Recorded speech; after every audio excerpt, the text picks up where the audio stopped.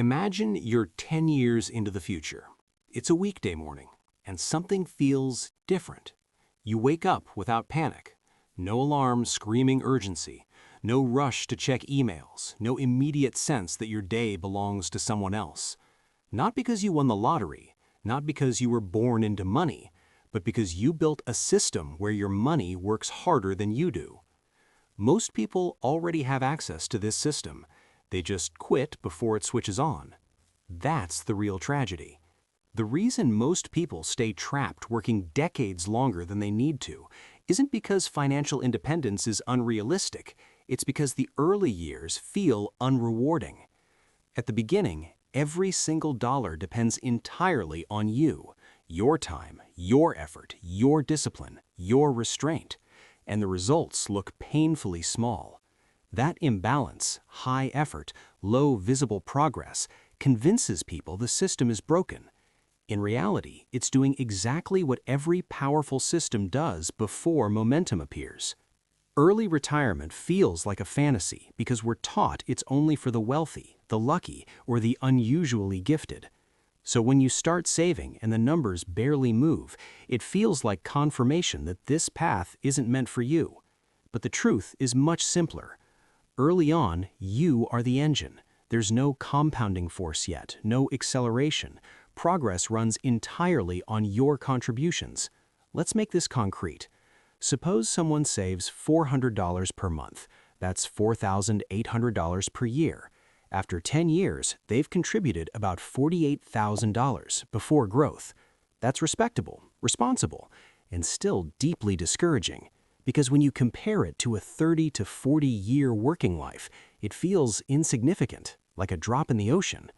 That feeling, this isn't enough, is what causes people to stop right before the turning point. Think of it like pushing a heavy snowball uphill. Every step requires effort. Your legs burn. The snowball barely grows. Nothing about the process feels rewarding. Meanwhile, life keeps pulling at you. Friends spend freely. Family questions why you're sacrificing. Markets rise and fall unpredictably. Quitting feels logical. But that uphill phase is doing something critical. It's building the base. And without that base, compounding never gets a chance to take over. Here's the insight most people miss. Once your money reaches a certain size, it begins to earn its own dollars. Growth stops depending entirely on your labor. That moment, when the system starts pulling its own weight, is the fragile bridge most people never cross.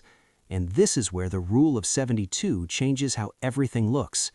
The rule of 72 is simple. Take 72 and divide it by your average annual return. The result tells you roughly how long it takes for your money to double. At 10%, your money doubles about every 7 years. Now imagine this. You start with $50,000. 7 years later, it becomes $100,000. 7 more years, $200,000. Another cycle, $400,000.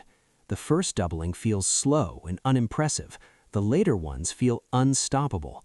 That's the nature of compounding. Miss just one doubling cycle, and you don't lose a little progress. You lose years, sometimes a full decade. Time compounds against you just as aggressively as money compounds for you. That's why starting sooner matters more than starting perfectly. But compounding alone won't compress decades into 10 years.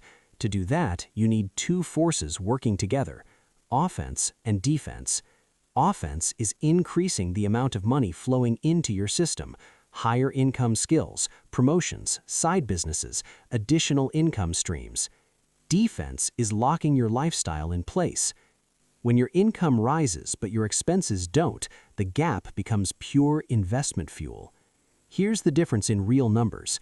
Saving 10% of $4,000 per month leads to roughly $77,000 after 10 years at 10% returns. Saving the same percentage on $10,000 per month while keeping expenses flat pushes you close to $200,000 in the same time frame.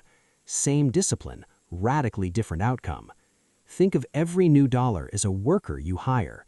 That worker can be either assigned to build wealth or quietly disappear into lifestyle upgrades you won't remember in 5 years. Your job is simply to assign them correctly. To make this sustainable, you need a structure that keeps running even when markets wobble. That's where the three-layer money machine comes in. Growth assets build wealth over time. Income assets keep cash flowing even during volatility.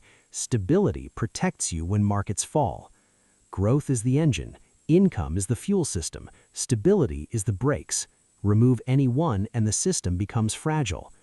Reinvest a portion of your income and the machine doesn't just survive, it strengthens. That's how compounding works by design, not by luck. And here's the final shift. It's not about retiring early in some dramatic way. It's about reclaiming control, the ability to say no, the ability to walk away, the ability to choose. So the real takeaway is simple.